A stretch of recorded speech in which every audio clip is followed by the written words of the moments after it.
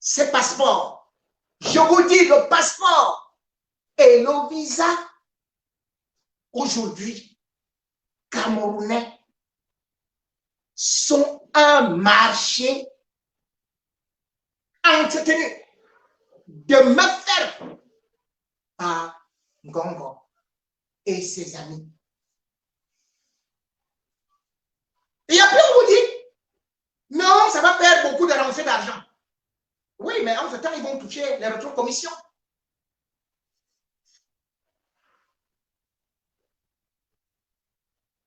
Et quand vous n'avez pas un passeport sécurisé, le pays est en danger. Et quand on dit que le pays est en danger, beaucoup disent, non, on est en train de gagner. Ils vous envoient des images de quelques Amazoniens qui ont été tués par l'armée camerounaise. Mais la réalité est que cette guerre, on ne peut pas la gagner et que ça ne fait que s'aggraver. Parce que les armes entrent de partout. Parce que tout le monde peut avoir une pièce d'identité du Cameroun, un acte de naissance du Cameroun, puisqu'ils ont refusé qu'un Camerounais puisse bien sécuriser cela. Tout le monde peut entrer à travers nos frontières. Et la guerre dans des régions anglophones est aujourd'hui au zénith. Guerre anglophone, guerre sans fin. Cette semaine, beaucoup ont dû voir des images choquantes, terribles. Des militaires camerounais assassinés, transportés dans des camions, dans un camion, par leurs camarades. Ces images ont été filmées par, bien sûr, les soldats camerounais qui en ont ras-le-bol. Ras-le-bol d'être piégés, ras-le-bol d'être tués comme du gibier par des bombes artisanales. Et c'est ce qui se passe là-bas actuellement, que jamais le régime ne vous montrera.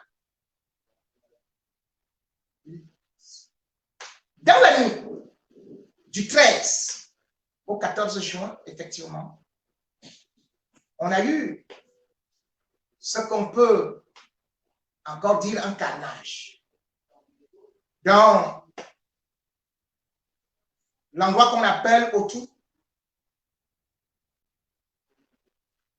à Eyumodjok, vers Manfé, dans le sud-ouest. L'armée camerounaise a été piégée par des Amazoniens. La bombe a explosé et il y a eu beaucoup de morts. Selon le bilan officiel, 2 officiers de police ont été tués. 2 gendarmes ont été tués.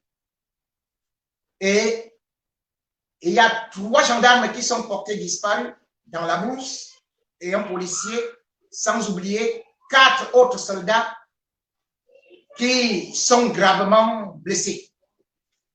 C'est une situation terrible pour cette famille lorsque vous regardez de telles images. À Yaoundé, on vous dit qu'on est en train de maîtriser tout. Mais ce qui est en train de se passer dans notre pays montre que si on ne se ressaisit pas, tous les soldats finiront là-bas. Chaque jour, on recrute maintenant dans l'armée, ou alors chaque mois. On envoie des effectifs qui vont mourir. Et en même temps, ils ne veulent pas comprendre qu'il faut négocier. À Bouilly, dernièrement, c'est de la même façon que les militaires camerounais ont été piégés. Chaque jour, on enregistre des morts côté combattants, côté armée camerounaise. Tout ça, c'est notre pays qui perd. Mais vous allez voir à Yaoundé comment les autorités disent. Les États-Unis et l'ONU donnent maintenant raison à Paul Biya et viennent de décider qu'ils vont traduire en justice les envoyés en prison, les terroristes amazoniens. Et ils ont fait circuler cette fausse nouvelle pendant toute la semaine. Et pourtant, c'est faux. Les États-Unis ne peuvent pas, par rapport à ce qu'on vous dit, traduire ou bien prendre les Amazoniens de leur pays et les envoyer à Yaoundé ou les mettre en prison. Aucun n'est en prison aux États-Unis. Aucun. Pourquoi? Parce que d'abord, ceux qui parlent de trafic d'armes, ils savent très très bien que chaque Américain a le droit de porter son arme. Donc, vous ne pouvez pas mettre un Américain en prison parce qu'il a porté une arme. Deuxième des choses, ils savent ce qu'on appelle le droit de se défendre lorsqu'on est attaqué. Et aujourd'hui, le régime Biden trouve que le régime Biya a été très violent et est parti provoquer la guerre. Donc, les populations civiles ou alors les Amazoniens ont le droit de se défendre. C'est pour ça que les États-Unis appellent plutôt à ce qu'on appelle les négociations, le dialogue. Parce que les États-Unis savent que le régime Biya ne peut pas gagner cette guerre. Ceux qui vous ont dit qu'on a arrêté les Amazoniens, c'est faux. Les trois là, non. Parce qu'il y a un avocat là, Emmanuel Salai, qui raconte partout, dès qu'il fait une procédure judiciaire, il dit, là, parce qu'il est parti là au Maryland, il dit, non, c'est fini, on va traquer les terroristes. Non, c'est pas comme ça que ça fonctionne avec la justice. Non. La preuve, tout le monde sait très bien que Albo, Tapa, vit là-bas. À nous, Cuisse, il vit là-bas. Mais toutes les procédures qu'il a engagées contre eux n'ont jamais abouti. On tourne en rond.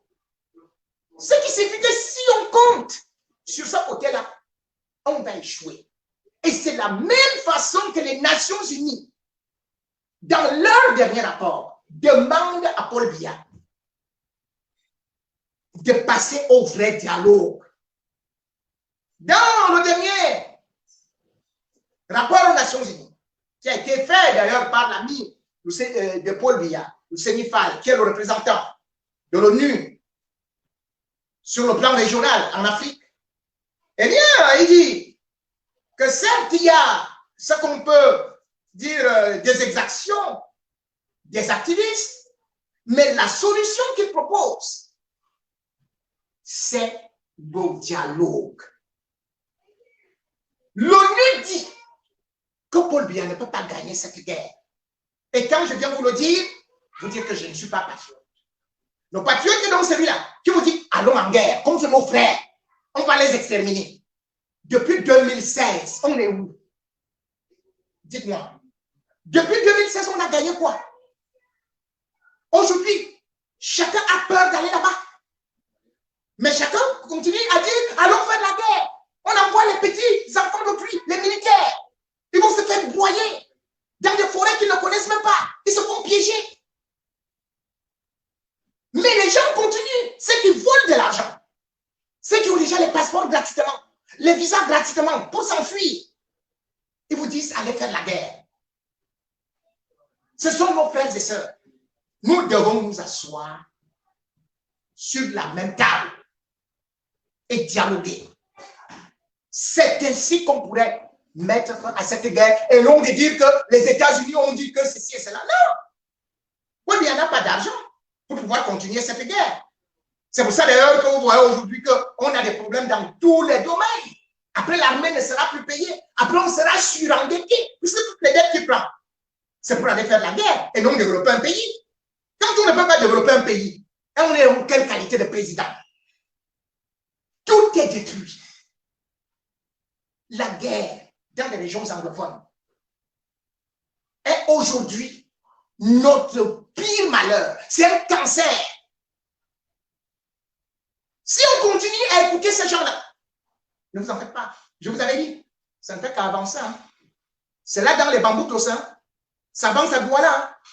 Quand ça arrive là-bas, on vous dit que non, c'est les gens de coupeurs de route, ils ont des maquettes, c'est les microbes. Mais ce que vous ne savez pas, c'est que beaucoup viennent aussi de ces zones-là. Et qu'ils vont créer la psychose.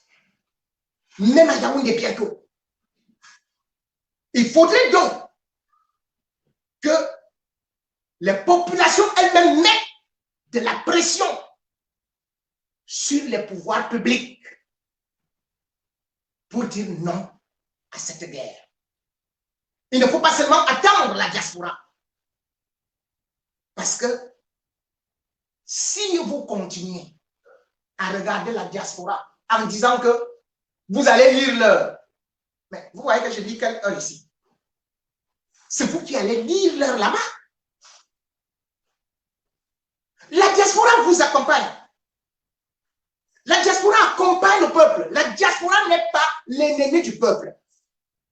Ce que nous disons, c'est parce que nous voyons la paix ou tout au moins la sécurité alimentaire ailleurs, la sécurité sociale ailleurs, les hôpitaux ailleurs. Cet argent qu'on perd pour la guerre pourrait être exploité, utilisé pour des filets sociaux que de se battre inutilement.